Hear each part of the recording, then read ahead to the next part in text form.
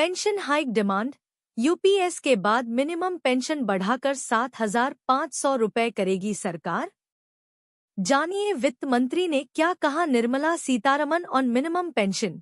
केंद्र सरकार ने पिछले दिनों सरकारी कर्मचारियों की पेंशन बहाली की मांग पर एक कदम आगे बढ़ते हुए यूनिफाइड पेंशन स्कीम यूपीएस को मंजूरी दे दी है। इसके साथ ही अब प्राइवेट सेक्टर से रिटायर होने वाले कर्मचारियों की न्यूनतम पेंशन को बढ़ाकर 7,500 रुपए करने की मांग ने जोर पकड़ लिया है। प्राइवेट कर्मचारियों के पेंशनर्स का संगठन पिछले काफी समय से पेंशन बढ़ाने की मांग कर रहा है। इसी मांग के सिलसिले में संगठन के प्रतिनिधियों ने वित्त मंत्री निर्मला सीतारमण से मुलाकात की है। सरकार बुजुर्गों की जरूरतों के प्रति संवेदनशील। वित्त मंत्री से मुलाकात के दौरान न्यूनतम पेंशन को बढ़ाकर 7,500 रुपए महीने करने की मांग की गई। समिति के अनुसार सीतारमण ने आश्वासन दिया कि सरकार उनकी जरूरतों के प्रति संवेदनशील है और उनकी मांग को पूरा करने का रास्ता निकालने का प्रयास करेगी। ईपीएस 95 राष्ट्रीय संघर्ष समिति एनएसी में करीब 78 लाख रिटायर पेंशनर्स और औद्योगिक सेक्टर के 7.5 करोड़ कार्यरत कर्मचारी शामिल हैं। समिति ने बयान में कहा, वित्त मंत्री ने प्रतिनिधिमंडल को आश्वस्त करते हुए कहा है कि सरकार बुजुर्गों की जरूरतों के प्रति संवेदनशील है और ईपीएफओ की तरफ से रखे गए प्रस्ताव पर गंभीरता से विचार कर रही है। 1450 रुपए से बढ़ाकर 7,500 रुपए की जाए। पेंशन समिति के अनुसार वित्त मंत्री ने अपना आश्वासन दोहराया कि सरकार पेंशनर्स के लिए वित्तीय सुरक्षा सुनिश्चित करने के लिए प्रतिबद्ध है और इसका समाधान निकाला जाएगा। केंद्रीय श्रम और रोजगार मंत्री मनसुख मांडविया ने इसी महीने ईपीएस 95 एनएसी प्रतिनिधियों से मुलाकात की थी और उन्हें आश्वासन दिया था कि सरकार उनकी मांग को पूरा करने के लिए जरूरी कदम उठाएगी। ईपीएस 95 एनएसी सदस्य वर्तमान में केवल 1,450 रुपए की औसत मासिक पेंशन की जगह 7,500 रुपए मासिक पेंशन की मांग को लेकर विरोध प्रदर्शन कर रहे हैं। 36 लाख पेंशनर्स को मिल रहे 1,000 रुपए से भी कम। समिति की यह भी मांग है कि ईपीएस मेंबर और उनके लाइफ पार्टनर को मेडिकल सुविधा भी दी जाए। ईपीएस 95 एनएसी के अध्यक्ष अशोक राउत ने कहा कि पेंशनर्स पिछले 8 साल से न्यूनतम पेंशन में वृद्धि की मांग कर रहे हैं, लेकिन सरकार ने उनकी मांगों पर ध्यान नहीं दिया है। निकाय की तरफ से पिछले दिनों यह भी बताया गया था कि 36 लाख पेंशनर्स को हर महीने 1,000 रुपए से भी कम पेंशन मिल रही है। राउत का कहना है कि नियमित पेंशन कोष में लॉन्ग टर्म योगदान देने के बावजूद पेंशनर्स को बहुत कम पेंशन मिलती है। नियमितीकरण पॉलिसी 2024 लागू कर सभी संविदा आउटसोर्स ठेका एवं कच्चे कर्मचारियों का होगा नियमितीकरण। New regularization policy for temporary workers 2024 Bharat में सरकारी और गैर सरकारी संस्थानों में संविदा, आउटसोर्स, ठेका एवं कच्चे कर्मचारी बड़ी संख्या में कार्यरत हैं। इन कर्मचारियों की स्थिति अक्सर अस्थिर होती है क्योंकि उन्हें स्थायी नौकरी के लाभ नहीं मिलते। इस समस्या के समाधान के लिए सरकार ने नियमितीकरण पॉलिसी 2024 की घोषणा की है। इस पॉलिसी का उद्देश्य इन कर्मचारियों को स्थायी रोजगार प्रदान करना है, जिससे उनकी आर्थिक सुरक्षा सुनिश्चित हो सके। इस लेख में हम इस पॉलिसी के विभिन्न पहलुओं और इसके प्रभावों पर विस्तृत चर्चा करेंगे। नियमितीकरण पॉलिसी 2024 का मुख्य उद्देश्य नियमितीकरण पॉलिसी 2024 का मुख्य उद्देश्य अस्थायी कर्मचारियों को स्थायी नौकरी का दर्जा देना है।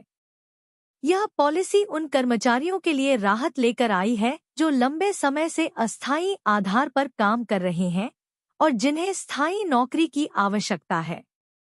इस पॉलिसी के तहत निम्नलिखित बिंदुओं पर ध्यान दिया गया है: समान वेतन और सुविधाएं, संविदा और आउटसोर्स कर्मचारियों को स्थायी कर्मचारियों के समान वेतन और सुविधाएं प्रदान करना, नौकरी की सुरक्षा, अस्थायी कर्मचारियों को नौकरी की सुरक्षा प्रदान करना ताकि वे अपने भविष्य को लेकर चिंता मुक्त रह सकें।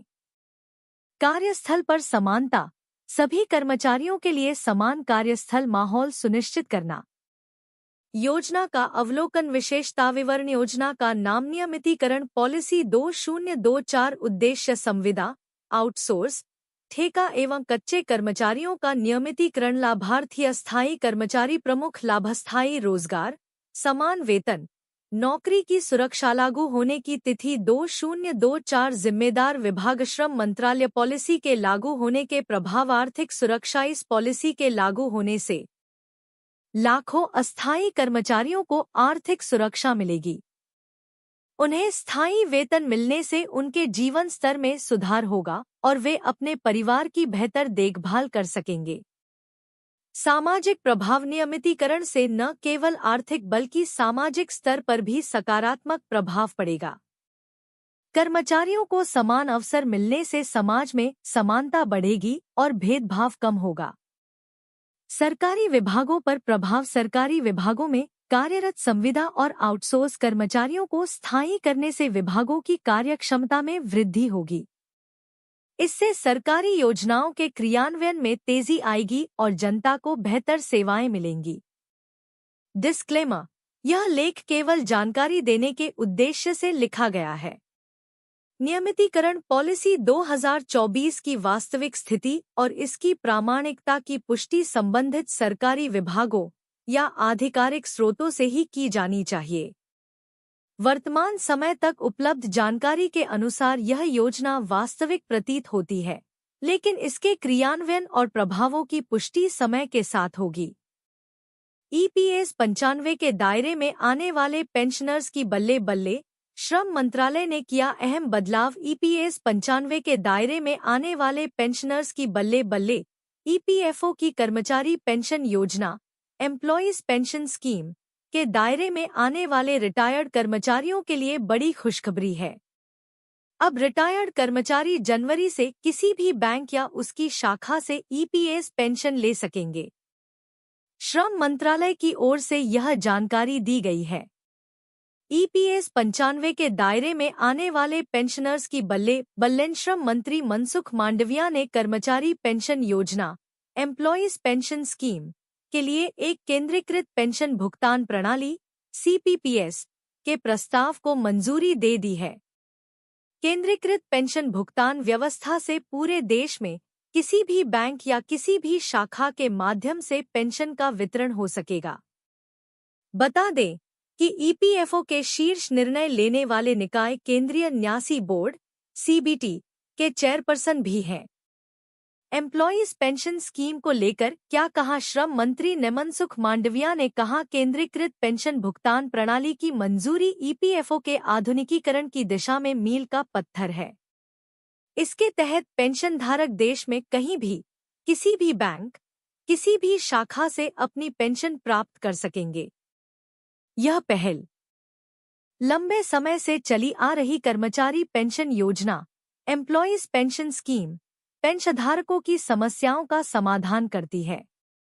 यह व्यवस्था एक निर्बाध और कुशल वितरण प्रणाली सुनिश्चित करती है।